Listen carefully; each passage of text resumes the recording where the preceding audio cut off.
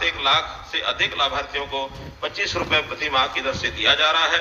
मैं 1 अप्रैल 2023 से प्रभावी सभी लाभार्थियों के लिए मासिक लाभ को बढ़ाकर 2750 रुपए प्रति माह करने का प्रस्ताव करता हूं। वृद्धावस्था सम्मान भत्ता के लिए आय पात्रता सीमा जो वर्तमान में स्वयं और पति या पत्नी के लिए 2 लाख रुपए प्रति वर्ष है, उसे बीपीपी सत्यापित डेटा के आधार पर बढ़ाकर 3 लाख रुपए प्रति वर्ष किया जाना प्रस्तावित है। मैं बीपीपी डाटा के आधार पर लाभार्थियों की सक्रिय पहचान को दिव्यांग पेंशन तक विस्तारित करने का भी प्रस्ताव करता हूं, क्योंकि बीपीपी में अब दिव्यांग व्यक्तियों के लिए विशिष्ट पहचान अर्थात यूडीआईडी से ऑटो लिंक कर दिया गया है, जिसके माध्यम से अब देश भर में दिव्यांग प्रमाण पत्र जारी किए जाते हैं। बीपीपी के आंकड़ों के आधार पर राज्य में 80 वर्ष से अधिक आयु के 3.3 लाख से अधिक व्यक्ति हैं। सरकार कृषि एवं संबद्ध गतिविधियों का राज्य की अर्थव्यवस्था में 18.5% का योगदान है। भारत के आर्थिक विकास में हरियाणा के किसानों का योगदान सभी जानते हैं। हरियाणा एकमात्र ऐसा राज्य है जो किसानों को 14 फसलों के लिए न्यूनतम समर्थन मूल्य पर आश्वासन देता है। मुझे ये कहते हुए खुशी हो रही है कि मेरी फसल मेरा ब्यौरा पर 9 लाख से अधिक किसान नियमित रूप से पंजीकृत कराते हैं।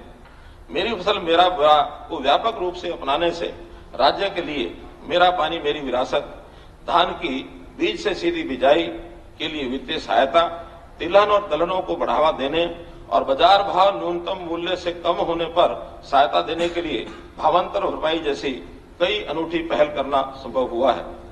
खरीद प्रक्रिया को सुव्यवस्थित करने और सरकारी खरीद की मंजूरी के बाद 48 घंटे में भुगतान के अलावा किसानों को लाभ का सीधा हस्तांतरण सुनिश्चित करने में सक्षम रही है।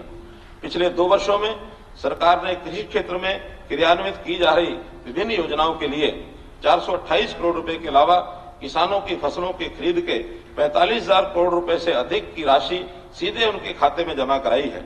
मुझे ये बताते हुए बड़ा गर्व हो रहा है कि कृषि में आय बढ़ाने के हमारे प्रयासों को मान्यता देते हुए भारतीय कृषि और खाद्य परिषद द्वारा हरियाणा को सर्वश्रेष्ठ राज्य कृषि व्यवसाय पुरस्कार 2022 से सम्मानित किया है।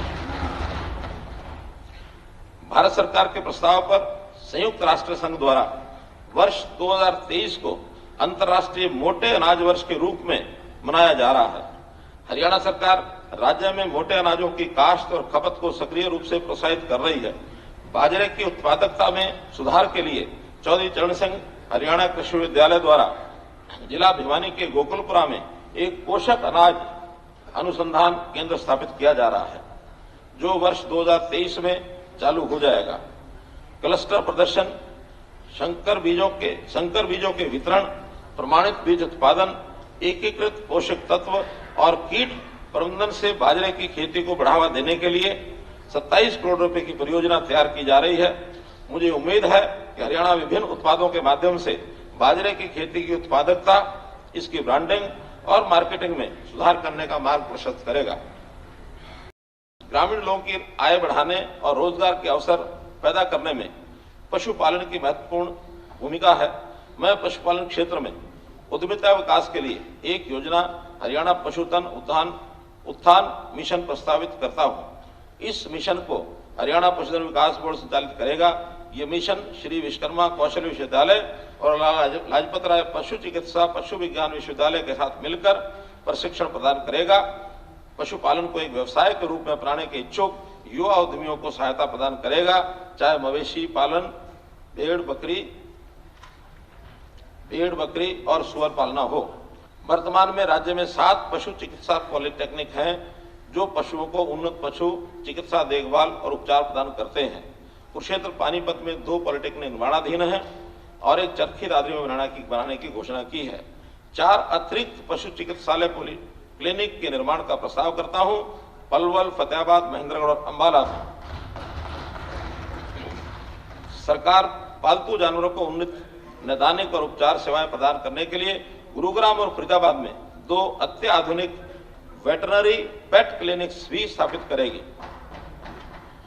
भिवानी जिले के सिवानी खंड की गढ़वा ग्राम पंचायत द्वारा उपलब्ध कराई गई जमीन पर एकीकृत aqua park centre of excellence स्थापित किया जाएगा।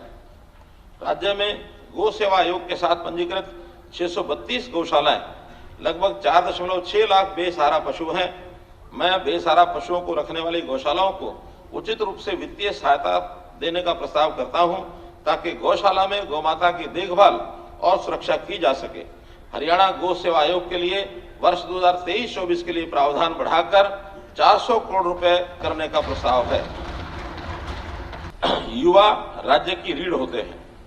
युवाओं को कौशल युक्त बनाने और उन्हें रोजगार और उद्यमिता के अवसर प्रदान करने की आवश्यकता है। आज का युवा रोजगार प्रदाता और उद्यमी बनने के अवसर भी तलाशता है। इसी उद्देश्य के लिए हाल में युवा अधिकारिता और उद्यमिता विभाग का गठन किया गया है।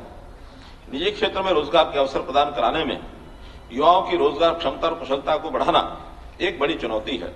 मेरा उद्देश्य को प्राप्त करने के लिए HKRN, श्री विश्वकर्मा कौशल विश्वविद्यालय और हरियाणा कौशल रोजगार निगम के माध्यम से रोजगार के लिए कौशल पर विशेष ध्यान देने का इरादा है। वर्ष 2023-24 में हरियाणा कौशल विकास मिशन पूर्व अधिगम के महत्व को समझते हुए विशिष्ट परीक्षण, प्रशिक्षण और पाठ्यक्रम के माध्यम से 2 लाख बेरोजगार युवाओं को राष्ट्रीय कौशल योग्यता ढांचे के कौशल प्रशिक्षण प्रदान करेगा, ताकि युवा रोजगार प्राप्त करने में सक्षम बने। पारंपरिक नौकरियों के अलावा आधुनिक उद्योग से संबंधित नौकरियों के लिए और उभरती प्रौद्योगिकियों में कौशल प्रशिक्षण पर विशेष ध्यान दिया जाएगा। वृद्धों और अशक्तों की देखभाल करने वालों के रूप में नौकरी करने के इच्छुक युवाओं को एक विशेष प्रशिक्षण दिया जाएगा। वर्ष 2023-24 में 2 लाख युवाओं के कौशल प्रशिक्षण के लिए 250 करोड़ रुपए की राशि का प्रावधान करता हूं। यदि जरूरत पड़ी तो इस प्रस्तावित राशि के अतिरिक्त अलग से बजट प्रावधान किया जाएगा। युवाओं को स्टार्टअप स्थापित करने के लिए प्रोत्साहित करने तथा अपेक्षित कौशल, व्यक्तित्व और संचार कौशल के साथ युवाओं में उद्यमशीलता को बढ़ावा देने के लिए इंक्यूबेशन केंद्रों की स्थापना की जाएगी। बैंकों, वित्तीय संस्थानों और उद्यम पूंजी निधियों से ऋण की सुविधा भी उपलब्ध करवाई जाएगी।